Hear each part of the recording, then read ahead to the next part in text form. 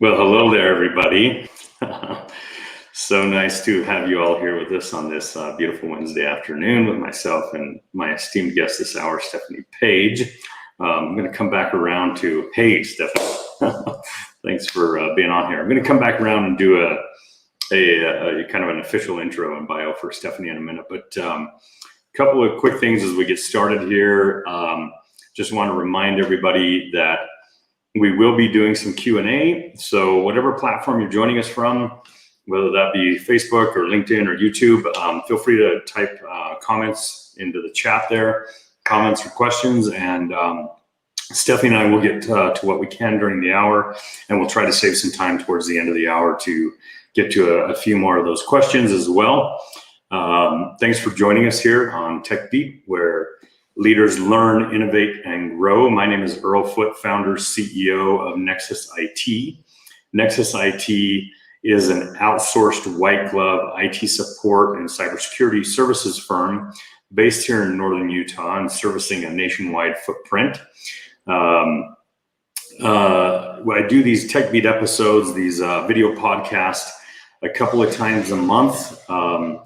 In the coming months before the end of the year, we've got Ashley Heather, the CEO of Cleared 4, coming on. We've got Peter Bookman, the CEO of Guard Dog, Josh Pitts, CEO of Shred Media, and Rob Harder, Executive Director of the Christian Center of Park City, all joining me. So look out for those episodes and jump on here. Let's see, I've got Ashley coming on October 21st, so a couple of weeks, and it's about every 2 weeks, 2.5 weeks or so in between the episodes. So look for those. So let's go to the lady of the hour. Thank you so much for joining me today, Stephanie. Thanks for having me. Let me introduce you all to Stephanie. So Stephanie is a serial entrepreneur and startup enthusiast. Stephanie started her first company in her basement in 2011 in the direct selling industry. About 10 years ago, that business quickly grew to almost 1,000 independent distributors across the U.S. and sold over $2.5 million in product in the first 18 months. After an exit in 2015, Stephanie transitioned her career to being an independent business consultant, guiding multiple startups from concept to launch and beyond. Today, Stephanie enjoys the challenge of helping startups tackle tasks such as operations, research and development, crafting effective marketing and sales campaigns, and so much more. So welcome again, Stephanie. Thank you. I'm really looking forward to this hour with you and learning from you and your last decade of experience in working on your own ventures as well as helping multiple people with ventures. And right now, I know you're working on as the CEO and partner of Clean Start, as well as you have some other irons in the pots. But let's go back, 20 years, 30 years. You're no older than 32, so we can't go too far back. But yeah. So tell us a little bit about you as a person, as an individual, not a businesswoman, or an entrepreneur, but where did you come from? How did you end up where you're at now? What are some of the things you like to do in life? So I grew up in the South, actually all over the South, majority in North Carolina. Started my career in the medical field, actually, in nursing, and then moved to Utah. My ex-husband was from here, and so I moved here to start a family, and I moved here so probably 26 years ago. I've lived here a long time, and I'm now a single mom. I've been single for about 8 years, and so I've been working on my career for a while. I had the luxury of being a stay-at-home mom for 17 years, which was fantastic, and was very involved in my community and in schools and sports and things like that. And I just loved, helping and being of service to people where I could be. I have 5 amazing kids. My oldest just got married, so I have a really great relationship with my family. We have a lot of fun together, and my 2 oldest are in business because of the company that I started. So I just have a passion for business. I have a passion for women in business, and I love helping people solve problems. I'm really good with big picture and organization and things like that. So it's very exciting to me to start a new project and help people see it through, to being successful in whatever ventures they're in.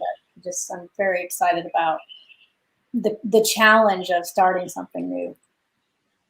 Did you tell me one of your kids is studying business? I think you said studying an MBA.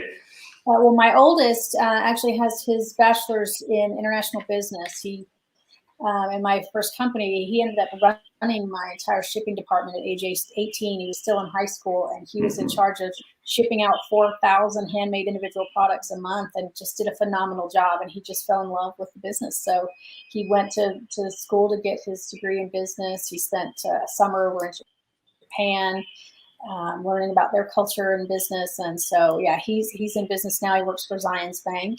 And then my daughter, just below him, she's 22. She's in business school as well. So they caught the bug, and they love it. And, I would love to eventually someday be in business with my children again and have them working with me at some level. But yeah, they really enjoy it too.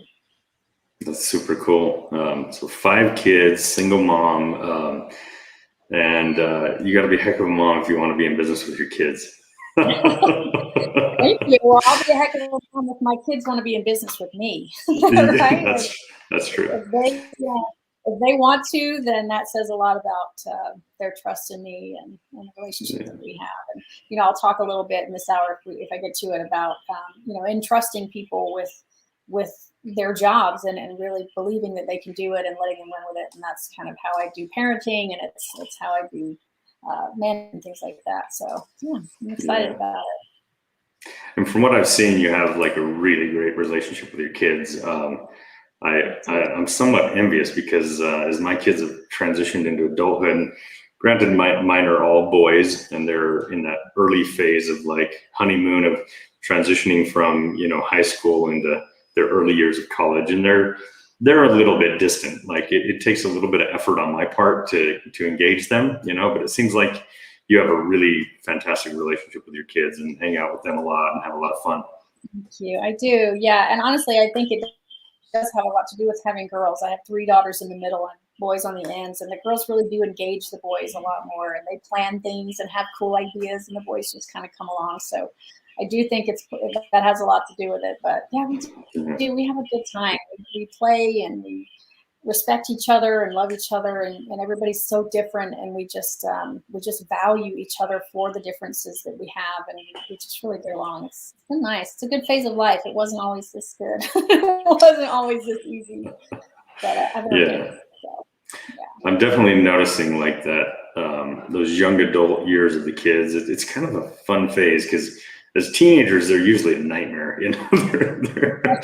They're constantly, rebellious and testing the waters, and and constantly trying your patience. Fantastic people, but when they're finally adults and they're kind of coming into their own, it's a fun place to be, and like you have a little more just kind of adult, relationship with them, which is kind of fun. Yeah, I like it. So tell us a little bit about you outside the office. What kind of stuff are you into? What are your hobbies, and what do you like to do? That's a good question. A lot of times mothers don't get to have hobbies, but I enjoy hiking and yoga, and I read a lot, mostly business books or personal development books. Every once in a while, somebody will throw me a novel or something, and I'll read it. But I really just spend a lot of time on personal development and developing my children as human beings. And so that's pretty much it. Just hanging out with my kids and spending time and being out in nature when it's warm. I'm not a fan of the cold weather, but in the summer I love being outside.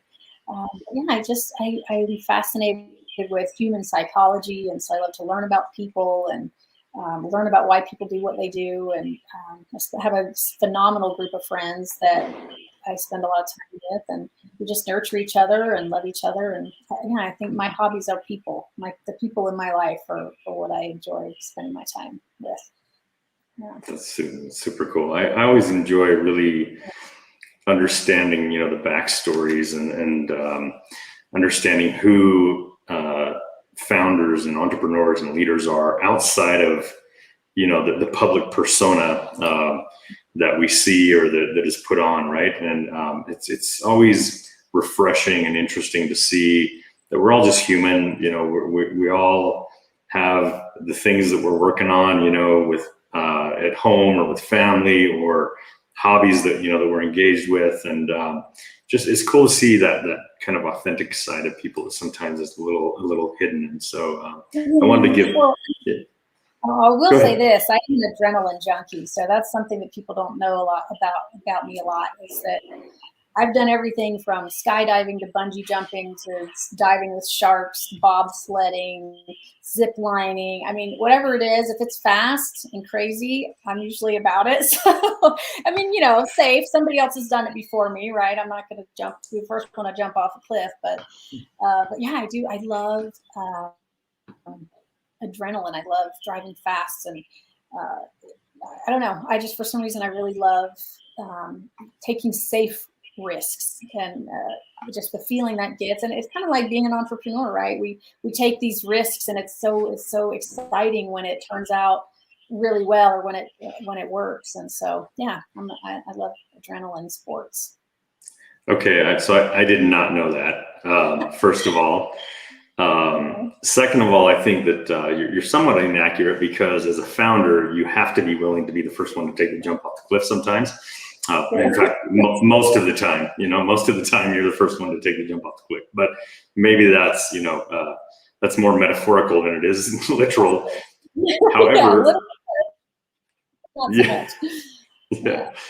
if I recall, I could be wrong, but if I recall, you and I went to the grid with a group, and you were hyper competitive.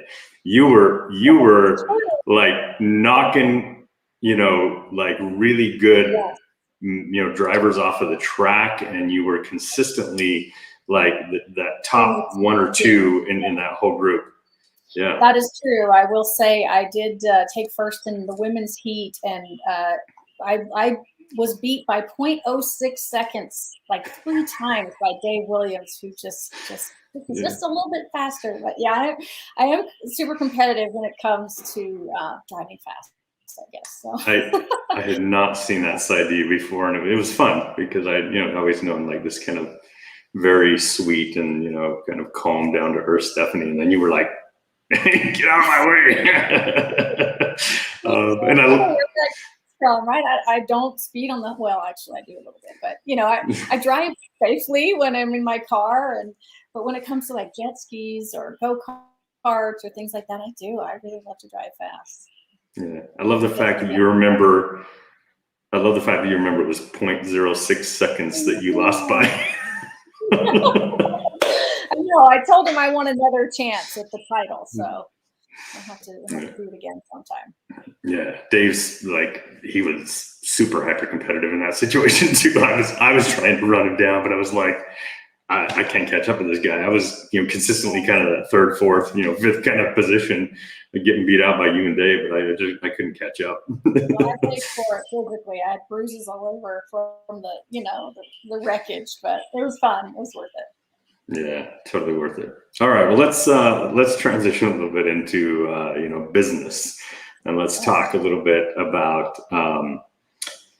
about some of the things that you've experienced and learned over the last decade. Again, you've worked on your own ventures. You've been part of helping other ventures find their footing and get some traction and really scale, right? And so I know you've kind of figured out some formulas why you think that most startups, end up failing or really, stumbling in their early days and early years, maybe. So tell us a little bit about that from your experience. What have you learned, and what sort of advice do you have there? Sure. Well, there's kind of 3 main reasons why historically, statistically, you can look this information up, why startups fail. Around 90% of startups fail, and 10% of those are within the first year. Another 70% are within the next, 2 to 5 years. And so one of the main reason that startups fail is misreading the market demand. People have this idea, right? They think in their mind it's a great idea, and people tend to surround themselves with yes men, oh yeah, that's a great idea. People will tell you all day long your idea is great because they don't want to hurt your feelings. And so a lot of times people will start a company based on an idea that they have because they think it's great.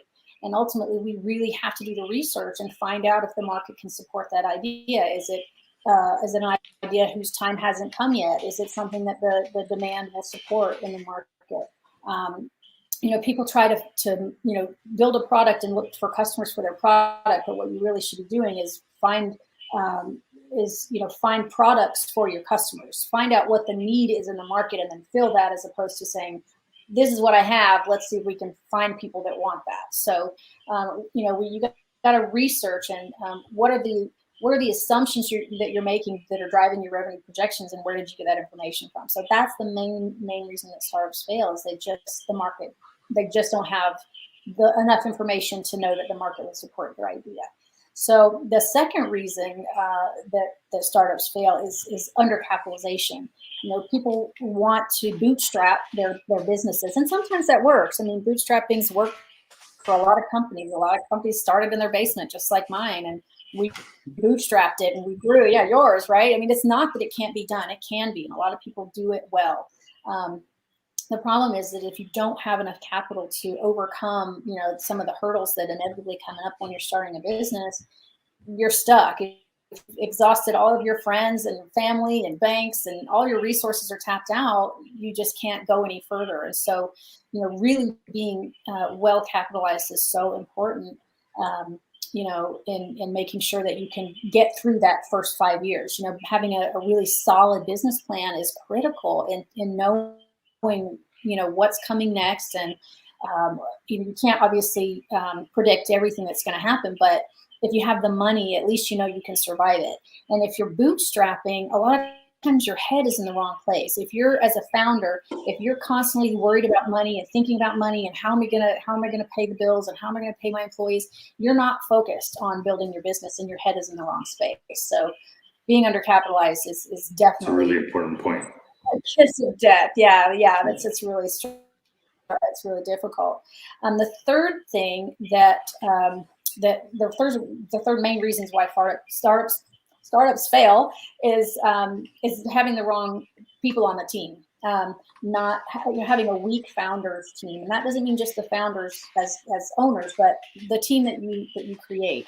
In the book Good to Great, Jim Collins talks about getting the right people on the bus, then figuring out what seats they need to be in on the bus, and then figuring out where the bus is driving. And that's so important because, like I said before, you can surround yourself with a bunch of people that are going to say, yes, oh yeah, yes, that's great. But you really need to surround yourself with people who will push back, who will say, hey, listen, what about this? You got to put your ego aside and just say, hey, listen, I don't know everything. This might be my idea and this might be my baby, but you got to be able to hear sometimes your baby's ugly. It hurts as a founder and as an entrepreneur to have somebody say, hey, you know what, this might not be the best idea, but ultimately that's what you need to surround yourself with, is people who have been where you are, who've done what you've done, and really aren't afraid to say to you, hey, listen, you might want to take a look at this from a different perspective, or be able to hear something that you might not want to hear. But ultimately, yeah, you've got to build a team of people that support your vision and support you and know what you don't know. Yeah, some really, really great points there. We actually got a really good question it came in, but I'm going to come back around and just a couple of comments on that. I agree 100% on the product market fit sort of scenario.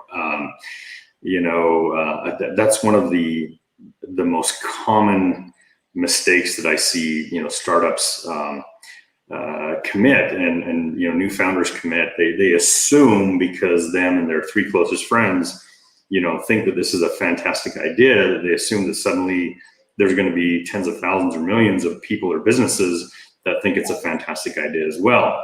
And they really haven't done any sort of market research. I'm right now reading the book or listening to the book, Masters of Scale, which I'm really enjoying. And it's interesting. They talk a little bit about, and I'm drawing a blank on the artist's name. I could look it up, but I won't worry about it right now. Anyways, the artist talk, not the artist, the author, I should say. The author talks about how it is really important in those early phases to surround yourself with people that are not the yes men, right? That are not like really close connections that are just going to be like, yeah, that's a fantastic idea, right? Conversely, you also need to understand and have thick enough skin to know when you're just listening to somebody who's just a negative Nelly, right? And you got to find the balance in the medium, you know, and really hone in and tune in. And actually, if at all possible, if you're building like an MVP, you know, a software product or some sort of product people are going to interact with, like actually witness how those people use that product or gather the right data so you know that you understand how they're using the product and what problems it's maybe solving for them or how it's helping them.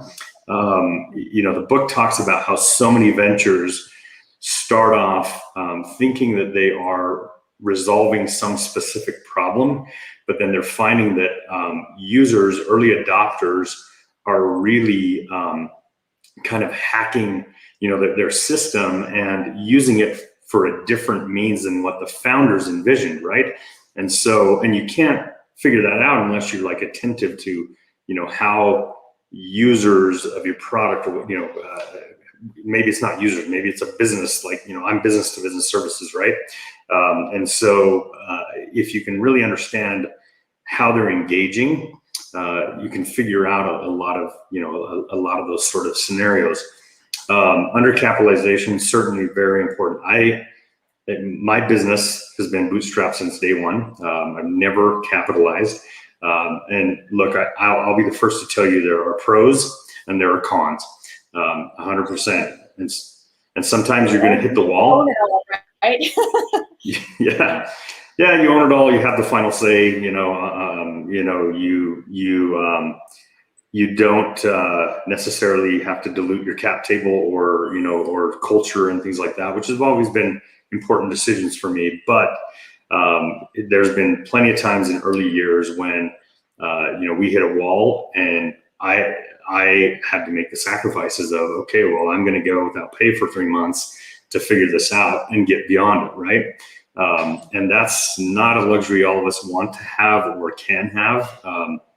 And sometimes if you have a safety net, now capitalizing without a really viable idea and without any revenue can also be very challenging itself. And so that's something you have to be realistic with, you know, with. And then the other important thing, or the other interesting thing that came up for me as you were mentioning all of that, is actually in Masters to Scale. And it's not just in Masters to Scale. I think you mentioned Good to Great, and I believe that the concept is fairly well portrayed in Good to Great as well. And that is that a lot of founders feel like I'm just going to get something out there and I'm going to start getting into revenue, and I'll worry about all the other stuff later, particularly culture, right? And the problem with that is, yeah. So my opinion, and I think, you know, a lot of these authors' opinion is, you've got to make culture a significant priority up front, because you need to make sure you're getting those first, you know, 50 hires are paramount for you setting the tone of how the organization is going to operate and govern itself.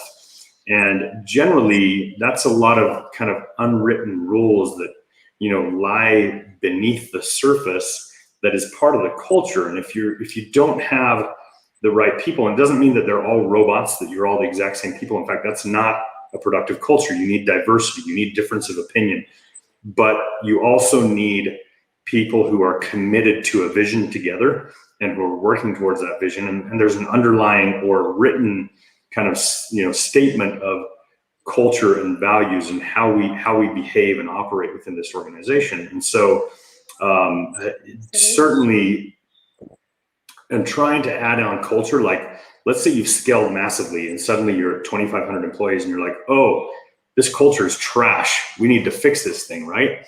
At that point, it can literally take you like 5 years to turn it around, right? And it has to be micro shifts, little shifts along the way. And I've had to do some of that, you know, I won't lie, in, you know, my 23 years, we've gone through portions of our history where I felt like the culture was not where we wanted it to be, and we've had to do these kind of micro shifts along the way.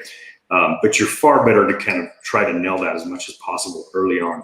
Sorry, I know you had some other comments there. Oh, no. I mean, that's a great point. You can, as a founder, it is your job to set the tone and the culture of the company, because you can hire one person that comes in and changes the entire thing. And then what do? You can't get rid of that person, but you also, it's really difficult to change a culture that's already been ingrained in a company.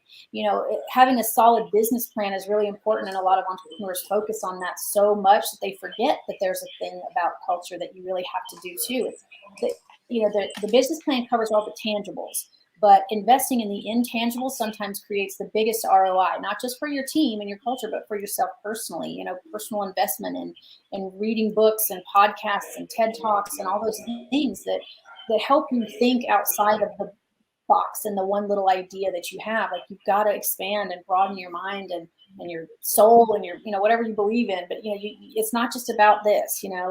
It's your heart, it's your soul, it's your spirit, it's your vibe, it's all those things, right? Like, it's so important to really one of my favorite quotes is always do everything with integrity, but realize that not everybody does. And I think integrity is such a huge part of a company culture and the core of your value system. Having a vision statement that's written and printed and visible that everybody can come on board with. And you're right, you don't want everybody that's the same, but you want everybody to be involved in your vision, because if they're not supporting your vision, they're going to go off in a different direction, and that's not going to work. Yeah, so important, really. So I don't want to butcher this name. I think it is Kartik Raman asks, is finding beta users sufficient to validate market demand pre-sales? At what point do you say, yes, I have validated my market? That's a great question. And I do a lot of reading. And another book that I read is called Lean Startup. And in that book, you mentioned the MVP, your minimum viable product, right? He says in the book, if you are not embarrassed of your first version, you started too late, right? So yes, I mean, beta testing is very important, right? If you can afford it, if you have enough money in the beginning to just kind of get a first version of your product or service available to a market of beta testers and get that feedback, it's critical. You avoid, I mean, if you invest $1 million in your first iteration and then it doesn't work, you're in big trouble. So being able to do that, to come out with a version, get the feedback, iterate, and do it again. Like, you repeat that process, and that's absolutely a great way to do it. And it's hard to say, yes, I've validated. I mean, it's hard to know when you can say, yes, I've validated my market, depending, I guess it depends on what the business is and, how big your test market was and what the product is. And so I think you kind of know, you just know, if you're getting a ton of really positive feedback and your users are saying, yes, this is exactly what we wanted.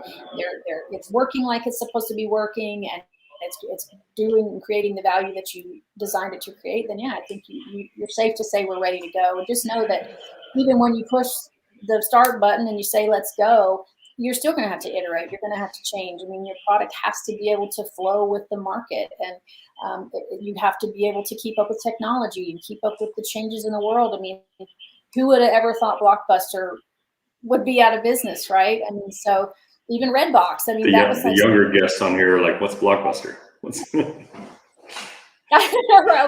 Okay, Redbox was the greatest, and I mean, the digital streaming services have just killed all that. So you've got to be able to shift and change and grow with the market and with technology and with what your users want. And you can't say this was my one idea and I'm never changing it, or you'll die on the vine. Yeah, I think it's really important to recognize you need to build in to whatever evaluation you're doing. If it's beta, MVP, or you're actually rolling out a product to the masses per se, you've got to figure out how to build in really robust feedback loops. And you've got to be willing to really listen to what that market says to you, right? You want to understand what you're doing well and positive, and you want to stroke your ego with all that. Oh yeah, we've done a great job and everything, but you also want people to say, hey, this isn't working for me. Like, for example, last night, I went to go do a post about our segment here today, Stephanie, on LinkedIn, and I was trying to figure out where the link was for the LinkedIn event that had been created for this, right? And I was on my mobile phone, and on the desktop version, you can just click the menu button, and there's copy link, right? Well, that wasn't on the mobile phone, and so I picked up my iPad, and that was an Android, by the way. I picked up my iPad, pull up that mobile version, and the entire interface is completely different of LinkedIn on the iOS versus Android, and that link's still not there. So I decided I'm going to open it in a mobile browser and see if I can find it in the mobile browser. Still completely different interface.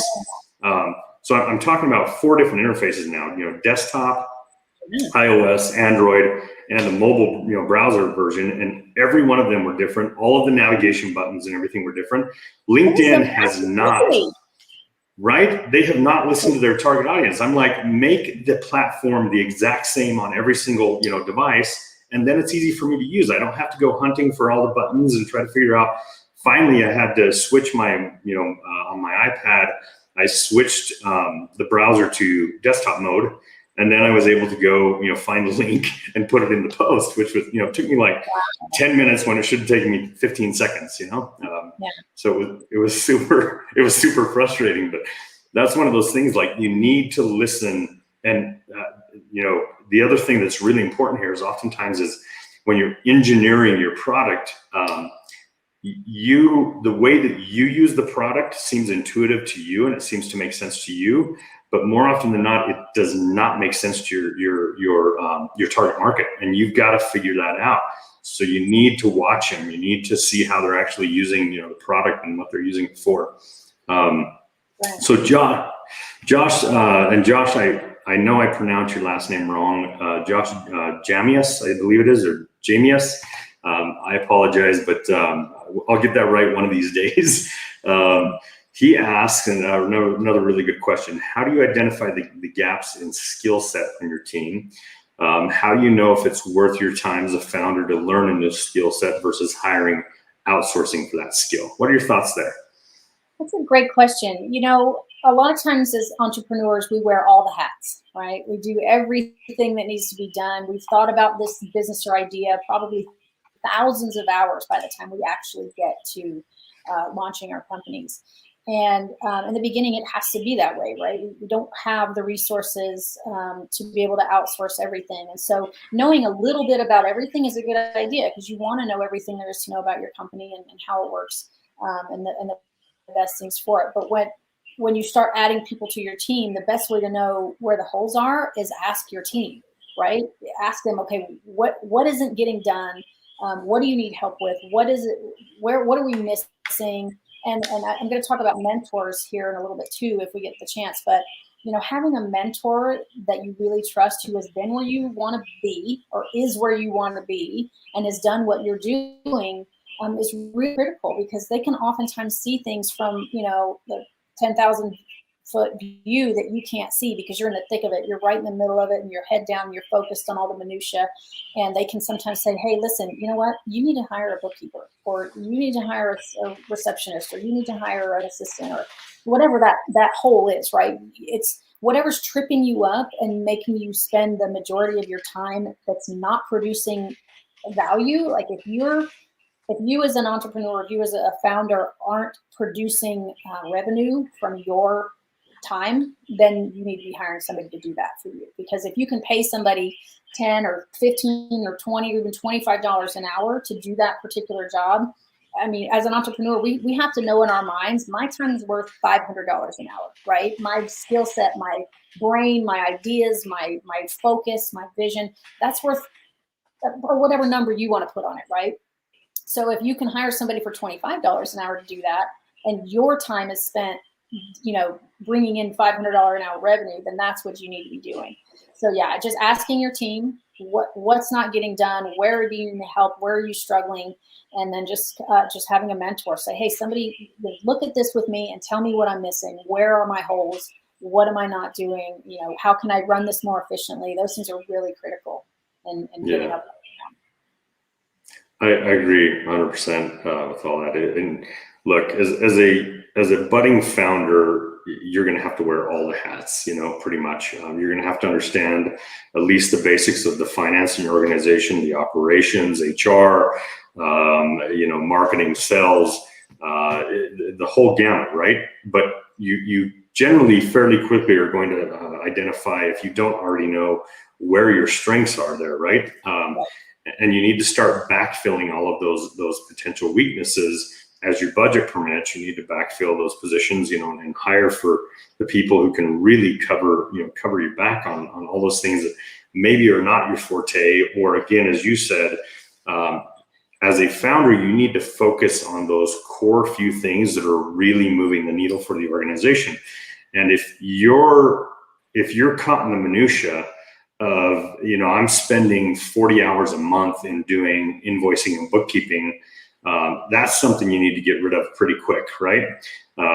Because you need to focus your time on what's, you know, really moving that venture forward. Anyways, yeah, I mean, I had a few other thoughts, but we should probably, you know, move on to kind of the next topic here. Did you have something else you wanted to mention, Stephanie? Well, I was just going to say, you know, this is where kind of the ego comes into play, right? A lot of times as entrepreneurs, we think we have to know everything, and we think we have to be the expert on our business and everything about our business. But in reality, that's not true. And a lot of times, if you're looking for investment capital, even, you know, investors want to know that your ego is out of the way. They don't want you to say, yes, I know all the answers to all the questions. They want you to say, hey, you know what? I don't know the answer to that question, but I know where to get the answer. And I'm going to surround myself with people who know the answers. And you know, Elon Musk says all the time, I'm not a rocket scientist. I don't need to be a rocket scientist. I hire rocket scientists to do their job, and I surround myself with the people who are smarter than me. And if you're the smartest person in the room, you're in the wrong room. So surround yourself with the people that have those answers, and don't feel like you have to know them all, or don't feel like you have to do everything or be the expert at everything just because it's your business. You just have to be smart enough to say, hey, I don't know the answer to that, but I know who does. Yeah. Well, and really that's one of the best qualities you can possibly have as a founder, as being, you know, is being comfortable with not being the smartest person in the room, being humble enough to say, you know, it's okay that there are people here that know more about some of these topics than I do, and I can learn from them, and we can use that knowledge and that skill set, you know, to grow the business. Another, you know, recommendation I would give to Josh is listen to your market, you know, listen to your clients. They will help you identify gaps. If you're doing, you know, business reviews with them, or, you know, you have feedback loops, they'll help you identify if, you know, they had a poor experience in, excuse me, in onboarding, or they had a poor experience with some, you know, some interaction with your team somewhere along the way, or maybe it's the returns process, or I don't know, you know, whatever, right? Listen to your clients in those feedback loops, because they'll help you identify gaps, and maybe it's something you don't have the time to work on and solve, and maybe you don't have the expertise, but you can find somebody who does. So, any other thoughts on, you know, kind of building the right team? And as Jim Collins says, you know, you mentioned good to great, but getting the right cheeks in the right seats on the bus, right? Any other thoughts on that? Yeah, one more quick thought on that is that, you know, a lot of times people focus on their customer as being their only customer, but honestly, your team are your first line customers. You have to take care of the people that have stepped up and said, hey, I'm going to get on this bus with you. You know, taking care of your people, valuing them, appreciating them, showing how much they mean to you, talking about the good things that they're doing, recognizing their strengths. Another really great book, and it's like an hour-long read. It's a quick little book. It's called 1 Minute Manager, and like it just talks about how you really empower people to do their jobs. They set their own goals, and they you know, they basically you know, have their own set of goals. But you acknowledge them when they do things good, and then when they mess up, you have a 1-minute conversation with them about why that didn't work, and then you praise them for what they're doing right, and you move on. And so really just giving your team an environment where it's okay to make a mistake, but you just value the hell out of them, and you treat them well, and you tell them all the time how much you appreciate them. People who feel appreciated will do more than what's expected of them. So yeah, just make sure that you know that your first line customer is your employees, your people. Yeah, and that will go so far to creating the right type of culture that leads to a productive, hyper productive team and environment that can scale at a rapid pace. And I see it, still it amazes me sometimes in this modern world, like how many founders and entrepreneurs think that if they're that really kind of angry asshole boss, like that's going to get things done. And the reality is that, the more you collaborate and make people feel, engaged in something important, the more that they feel appreciated, rewarded, fulfilled in their roles, the more they're going to give to it. The more they're going to give their heart, blood, sweat, and tears and their heart to it. And they're going to be, focused in on the vision with you. If you're a jerk, you're not going to have loyalty, and honestly, your culture is going to suffer significantly. So certainly treat your people well. We're all humans, and people make mistakes. And I think you mentioned something really important. Don't dwell on the mistakes. I mean, if they're big enough, you got to sit down, you got to figure them out. But we don't, like, people around here make mistakes sometimes, but they don't get reprimanded. We sit down and say, okay, this situation didn't work out, right? It didn't produce the right results for the client, or maybe it didn't produce the right results for somebody internally. What happened? What went wrong? What were our blind spots? What did we learn from it? How do we fix that in the future and not let it happen again, right? And we collaborate together to figure it out. Now, if you have repeat offenders, sometimes you're going to have to, smack some hands or fire people. It just, stuff has to happen like that. But you start out, as gracious as you can in the process, right? Agreed. And I think empowering people to do their jobs, like I was talking about earlier, when you really give somebody all your trust and say, listen, this is your job, and I'm not going to micromanage you. I'm not going to look over your shoulder every day and make sure you're doing your job. Like I don't even care that much about the 40 hours of work, right? Like I'm not paying you to sit in your chair for 40 hours. I'm paying you to get this job done. If you can do it in 30, good for you. Like I want people to feel empowered to do their jobs efficiently and effectively, while not killing themselves to do that job, right? So there's a system of doing business called OKRs, objectives and key results. And it was developed by Andrew Grove, who's the CEO of Intel, and then what's his name? John Doerr. He's gone and taught it to millions of people. Maybe that's a big number, but thousands and thousands of people, right? He's taught this system to people, and OKRs is what they call it. And you basically just, everybody in the company, from the CEO all the way down, to the receptionist, has objectives that they set for each quarter or for the year or whatever, for a company as a whole, or as on a personal level, and they're all visible to the rest of the company. You could go in the CEO's office anytime and see his objectives for the year or for the quarter, and that way everybody on your team knows what their jobs are, and they're not 5 people are not working on the same objectives. And then you have a system of scoring at the end of that time period. How did you do? And so you let those people kind of self-manage. They say, these are my objectives, and I'm going to hit these results. And if I don't, then we'll adjust. And one thing that I really loved about that is that they don't ever want anybody to hit 100% of their objectives, because if they do, then they're setting their objective too low. Their goals are too small. They want to set goals so big and so audacious. I can't remember who said big, hairy, audacious goals. I can't remember what book that's from, but you set these goals, big goals that are so crazy almost that just kind of shake their head and go, "Are you serious? Like, you can't do that." Well, it makes people go, "Oh, really? Yes, I can. You watch me." And it really, setting goals that are so huge that people almost feel like they can't do it is a way to motivate people to get their brains to think outside of the box and to accomplish things that people never actually thought were possible. So, empowering people to do their job, trusting that they're going to do it, and then getting out of their way and letting them do it is a really great way to effectively manage a team. Yeah, 100%. And again, that's something you have to build as part of your culture. I would recommend on that note, by the way, reading the book. Why did it just escape me? Zombie Loyalist. And I forget the author's name of that as well. Yeah, Zombie Loyalist. It's about empowering your people to make the right choices. And that, let me tell you, as an early entrepreneur, having started this business at 23 years old and kind of being a perfectionist, that's one of the lessons I learned the hard way. And I was really bottlenecking the business. I was goofing up the culture.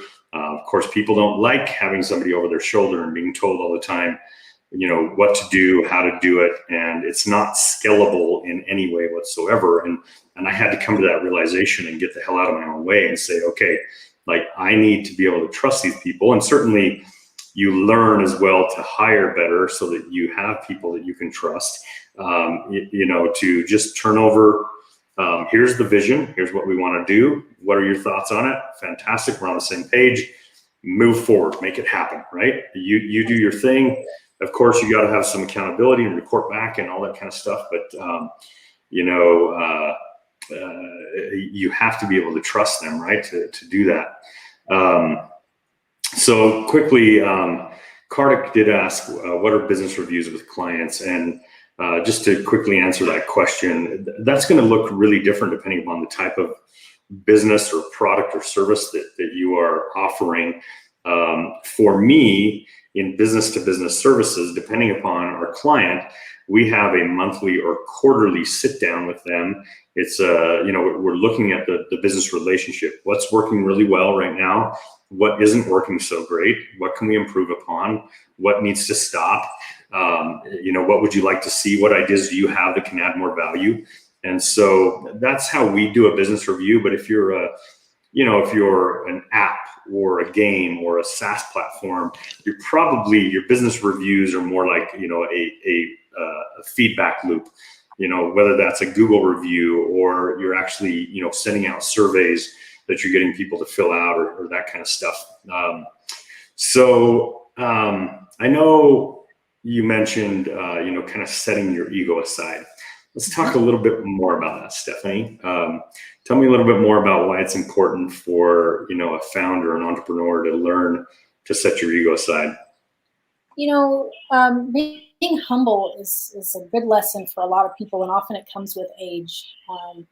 But like you were saying earlier, if you're kind of a jerk boss or a jerk in a meeting or a jerk in front of investors, people aren't going to want to work with you or for you, and they're not going to be aligned in your vision, and they're not going to believe your vision, right? So, it comes along with that whole, I don't have to know everything. If people think you're a know-it-all, they just don't listen anymore, right? So we learn the most when we stop talking and when we're listening. We don't learn when we're talking, we learn when we're listening. So being able to just be quiet sometimes and let people feel safe enough to come to you and say, hey, listen, I don't know if this is going to work, or you said something that made me hurt my feelings, or whatever.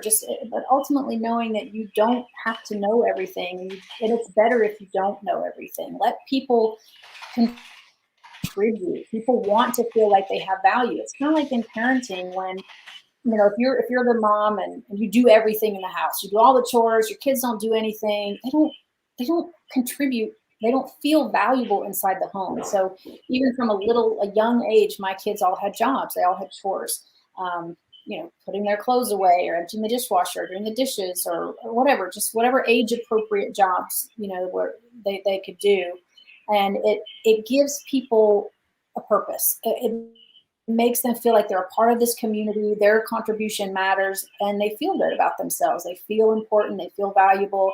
And when people don't feel valued, they don't want to contribute. And so I think that just knowing that your ego can get in the way of people wanting to be near you or contribute to your purpose or your vision is really important. And treat people with respect. It's not hard, just everybody's different. Everybody has value at some level. Everybody has something to contribute. And when I can't remember who says that you treat the janitor with the same respect that you would treat the CEO, and that's really important. Everybody is where they are in life. They're where they started. I read an article recently about a janitor at Doritos company or something, and he was like, I'm gonna clean the floor to the best of my ability. It's gonna be the best floor that ever was. And at some point, he ended up he's now like running one division of the company because he had this idea for some spicy Cheetos or something. I'm butchering the story, but essentially he did his job so well that when he had an idea, they listened because they respected that he cared about his job, and the representation of himself was so good, and they were so impressed by him as an employee that they heard him, and then he was able to move up the ranks and run this division of the company. So really accept the fact that don't judge this person who might be at this point in their life right now and assume that they don't have something to contribute or value to give. I mean, each of us has started here and eventually we get to here, but that person has ideas. They have knowledge we don't have and experience we don't have. And it just takes one little idea to change an entire company or change the world, honestly. So listen to people, value their thoughts and their opinion and their feedback based on their history and their life and their experiences, Yeah, really, really wise advice there. The other thing I'd add to that is that if you don't learn to put your ego aside, you're going to have a really hard time being successful as an entrepreneur. And I say that because the reality is entrepreneurship will smack you in the face time and time and time again. And you're probably going to be wrong more often than you are right. And so you've got to get really used to, there's a saying, get comfortable with being uncomfortable, right? Get used to being wrong, get used to being, being able to admit and be humble and say, okay, that assumption was incorrect. That didn't work. We got to iterate. We got to go back and figure this out. We got to pivot. And so, but if you're too sold on yourself, right, and you can't admit that you did something wrong, you're going to get stuck somewhere that you're never going to be able to get out of, right?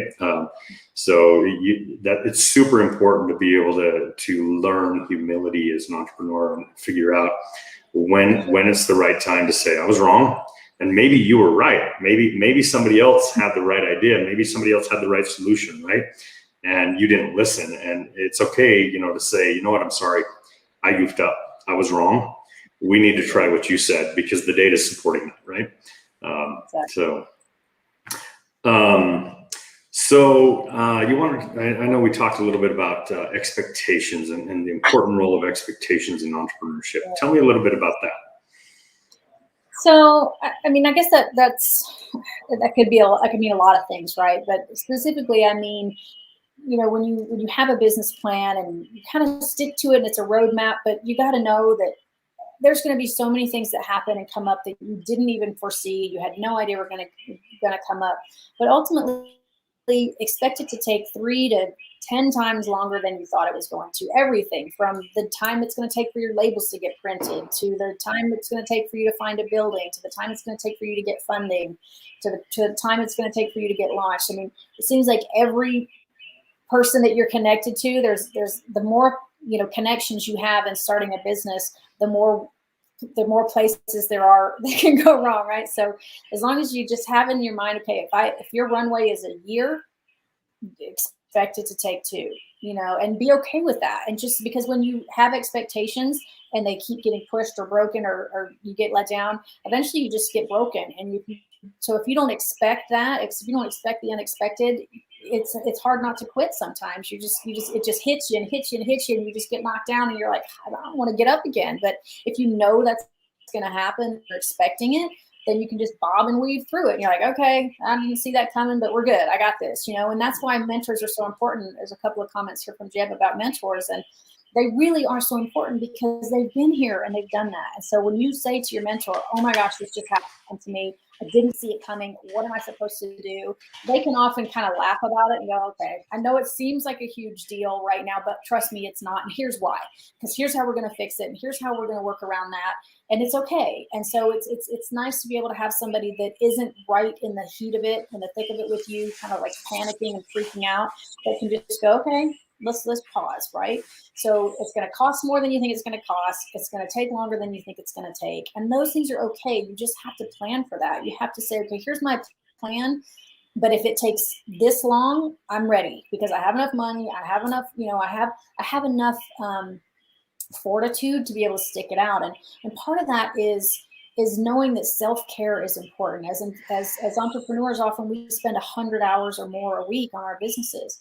And the whole reason we start businesses in the first place is so that we have more time in our lives, right? We have money and time to spend the way we want with the people that we want, and to have freedom not to work for other people. But we get stuck in this 100-hour-a-week rut because we're just head down. We're working so hard. We want it to happen so bad, and we're so dedicated. And that's good. You have to have that as an entrepreneur. You have to be able to have that kind of fortitude and stick-to-itiveness to make it happen. But you also have to be able to have balance. As a mother of 5 kids, I have to be able to separate work and home and finances and fun. And, you got to set boundaries with your time and with your energy. Put a cap on who has access to your energy. You don't have to say yes to every person that wants your time or your energy. You can say no. Get really, really good at saying no. You got to get good at delegating. You got to get good at saying no. And then you've got to get good at scheduling. Say, these are my business hours. These are the times that I work on my business. And if you have a job and you're doing a business on the side, you still have to do the same thing. Okay, I do my job from 9 to 5, and I do my business from, 6 to 10 or whatever. But on Saturdays, I spend the whole day with my kids, or on Sundays, I take a hike or I do yoga or whatever. But you have to schedule your time, and you have to schedule your life, and then use your mentors, which is what they're there for. Reach out to them when expectations, things that come up that you didn't expect, because they will be able to see things from a different perspective that you couldn't see. So I'm trying to think what else expectations I wanted to talk about. Just have contingency plans. Know how you tell yourself you're going to respond a certain way to anything that comes up before it even happens. That way, when you're caught off guard, you've already planned with yourself. Okay, this is how I'm going to handle it. When things come up, I'm going to do these 3 things. I'm going to pause. I'm going to wait till the next day to make a decision, and I'm going to talk to my mentor. Like, just decide what your plan is for how to handle the unexpected. Yeah, really, really great advice there. Funny enough, Jeb, mentions the value of mentors, and actually, Jeb is I consider Jeb one of my mentors. I think he's an extremely smart person, and certainly has been very successful in his own career and his leadership journey. And his venture right now. That is something that I again learned the hard way. Starting this business at 23 years old, having come from a working class blue collar family, from the wrong side of the tracks per se, and I didn't come with an installed network. I didn't know the first damn thing about business. Honestly, I did not. And I didn't know the value of, nor did I even know how to access network and mentors, and it took me a long time to kind of figure that out and to begin to really go, okay, now I've got a support network here. Now I've got people who care enough about me and, what I'm doing in my venture, that they're, willing to give time. And granted, sometimes you got to pay for that, right? Having those people, and sometimes that's going to be, you create an advisory board out of your clients, right? Or sometimes it's an advisory board from your investors. Sometimes you're creating an actual board. Sometimes it's, find peer groups, find, industry best practice groups and that kind of stuff, right? That you can learn from people who have been in business, and have done things, they've been there longer than you have, and have done a lot more things than you have. I can't stress how important that is to really finding your footing and beginning to really figure out how to make a business click as an entrepreneur. Absolutely. And finding your tribe is so critical because you have your people, right? Your friends and your family and stuff. But your business tribe, that's a whole separate group of people. And you and I are both members of a group called BMG, which honestly has been a game changer for me. I had made a decision a couple years ago that I wanted to elevate my circle of influence. You know, they say the average of the 5 people you hang out with the most is ultimately where you're going to end up. Or I tell my kids all the time, you know, you show me your friends, I'll show you your future. And that's so true. You know, if all the people that you spend all your time with are only talking about other people and small things and complaining about politics and whatever, you know, like complaining about all the things that are going wrong in the world, you're not going to get anywhere. So you got to elevate the conversations that you're hearing and the conversations that you're having and set at a different table, right? Like, I just decided I am going to sit at a different table. I'm going to find a table full of people that are having conversations that I want to be a part of, and I'm going to sit myself at that table until I'm where I want to be. And that's what this group has done for me. And you know, I got to meet people like you and other business contacts, and honestly, just friends, people who think like I think and are doing things that everybody's doing something completely different than what I'm doing, but they're all about the same thing, which is empowering others and doing something good for others and helping other people be successful. And so there is no shortage of groups out there. And I think you find the one that fits your vibe the best and you get in there and you make friends and you call people and you reach out and you make sure that your head is in the right place because your mindset is so important. And if you don't have people that are gassing you up and supporting your mindset with similar thought process, you're just going to get stuck. Yeah, 100%. Totally accurate. Stephanie, we are out of time. This has been an awesome hour. It went so fast, and I know we have a whole list of topics we didn't even get to, so we're going to have to do version 2.0. I really appreciate you sharing who you are, sharing your abundance, your experience, your all your ideas this hour. It's been very valuable for me. I've learned a ton. I know that the guests have learned a lot as well. We thank all the guests for joining us. Again, in the coming weeks, look out for announcements for the next segments of Tech Beat and some of the other cool guests that I'll be bringing on. Thank you again, Stephanie and guest, and we're going to sign off. Yeah. Okay. See y'all.